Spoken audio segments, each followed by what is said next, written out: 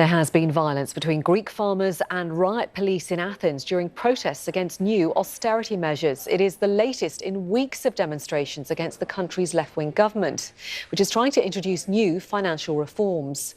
Al Jazeera's Neve Barker's in the capital and sent this report. Protesting farmers attack riot police with shepherd's crooks as an angry crowd tries to storm the Ministry of Agriculture. Plumes of tear gas fill the air, while protesters take pot shots at office windows. Many of these farmers had travelled from the island of Crete to join a day of demonstrations that began with violence. From across the country, farmers converged on Athens in their thousands. This group came in convoy from Corinth. In the last 2 weeks, farmers have staged at least 70 blockades on highways across the country. Now they're taking their anger to the capital. The country is the people. These laws are not going to help the people, they're going to destroy them. Not only the farmers, most of the society. On Syntagma Square in Athens, close to Parliament, some protesters have pitched tents. They say they'll be here for several days.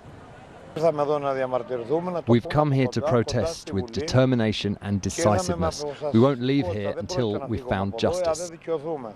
Last year, the Greek government signed an agreement with its lenders, the International Monetary Fund and EU finance ministers, that if it introduces a raft of deep-seated economic reforms, it would have access to a $95 billion bailout.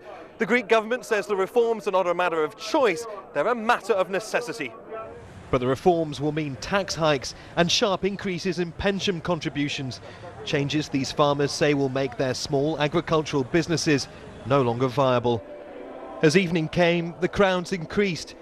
Tractors that had been stopped by police on the edges of the city were allowed into the square. In recent years, Greeks have experienced soaring taxes, volatile protests and divisive elections. Many here question what this new wave of demonstrations will achieve. Neve Barker, Al Jazeera, Athens.